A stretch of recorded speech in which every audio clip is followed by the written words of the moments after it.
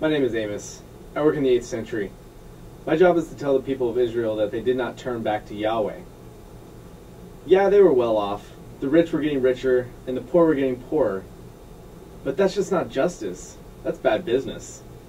So I told them, they're all going to die. It's a hard job, but someone's got to do it.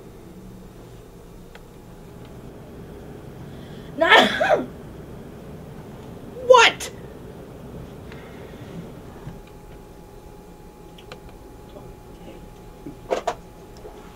Hi, my name is Nahum.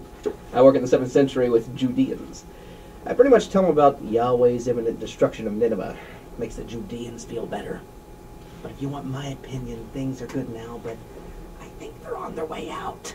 Something about the sins of Manasseh or something, and those Babylonians, ooh, tough stuff. Tough stuff. No, your guy's not in just yet, but I can take a message. Hey, got some messages for you. Okay.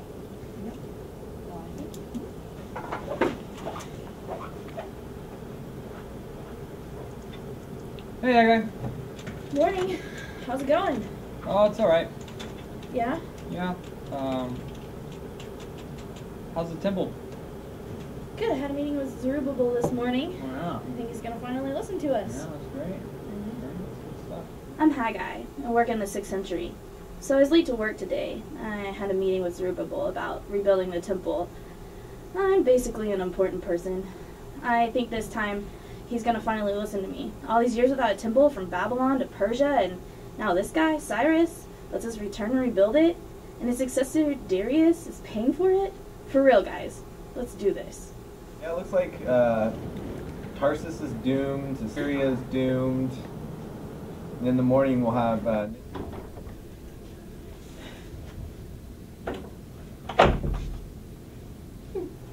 My name is Angel. I'm the receptionist around here. I try and make things easier. Some centuries are a little bit easier than others, but basically I just do whatever the boss tells me to do.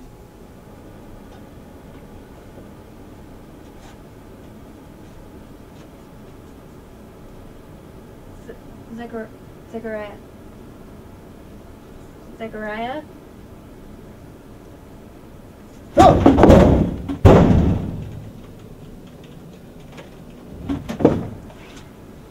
This is for you, from the boss. Hi, my name is Zechariah. I work with Haggai in the 6th century. Lately I've been getting these DVDs. I keep telling everyone about them, but no one seems to understand, or I guess care at all, really.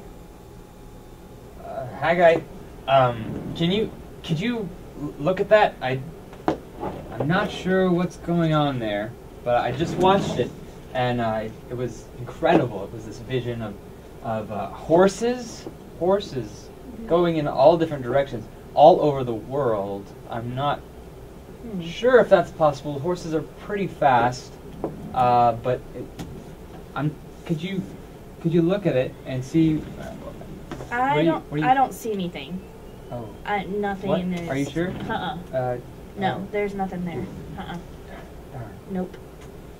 Okay. I'm sorry. I wish I could help you, but there's nothing. You can have your vision back. Thanks. Okay. Yeah. Good luck.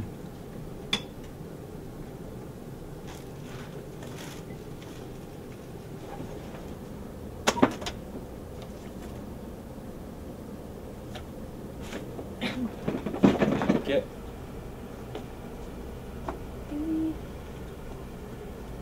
Zechariah. Another one.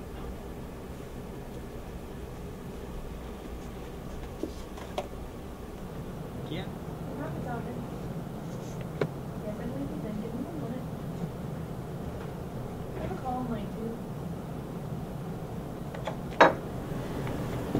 Nahum, I got this vision, and I don't know what it means. I saw this measuring line, measuring line, and there was a man, and he had the measuring line, and he was taking it, and he was measuring. He was measuring the city. He was measuring the city. I'm not sure what it meant. What do you think? What do you think? I think Nahum, what do you you think? should go get me some coffee.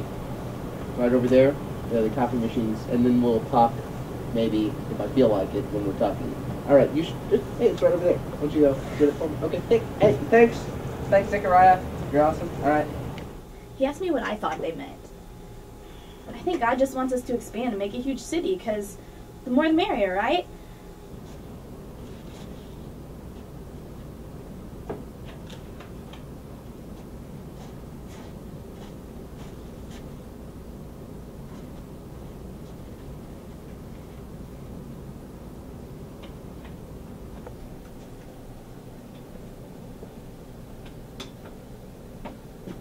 Why does it keep happening? Zechariah. Hi. Here you go. It's a two-parter. It'll be alright. So yeah, he's on his honeymoon. I guess Yahweh talks to different people in different ways. Look at Hosea, he's on his honeymoon. Poor guy, his life became a prophecy. Nahum and I got a word of destruction. Zechariah got ponies, a measuring tape, and a lamp. I had a vision once too, you know.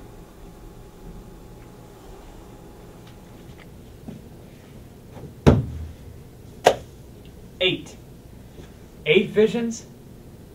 Yeah. What? There's the 4 horses going in different directions, declaring peace, and the 4 horns and the smiths, as the evil powers that shook Judah and Israel. The measuring line that's talking about the expansion of Jerusalem and being protected by a wall of fire. I don't quite understand that. And the high priest Joshua being clothed with new garments. The lampstand with the seven lamps, and the bowl, and the pipes, and the olive tree, and the servant that's the branch. The scroll, the giant scroll. What is that? It's casting curses down on liars and thieves, and the woman of wickedness.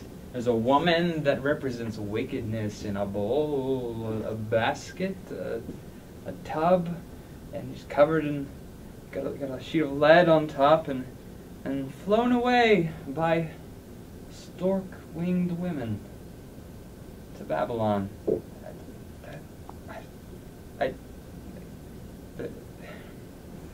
And the 4 chariots, and the horses. The colored, again with the colored horses. That's interesting. I mean, that's important or something. Maybe. No, probably not important. What do you think? You don't know?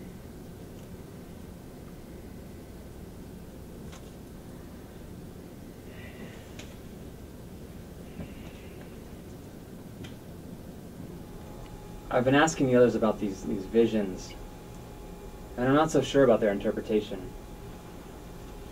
Really, I mean, based on the historical context, the fact that Yahweh's people as a nation are so disconnected by the exile, and now they get the chance to come together, these visions, I think, express Yahweh's desire for his people to return to him and be restored. It hasn't only been visions, you know. I've had a few direct words from Yahweh. The people who returned to Israel had started up some new traditions of fasting and mourning because of their past destruction. But Yahweh wanted them to realize instead the condition of their hearts. Were they fasting for him? Or were they mourning for the sake of our Lord? No, they followed these traditions for tradition's sake. The visions start to make sense to me now.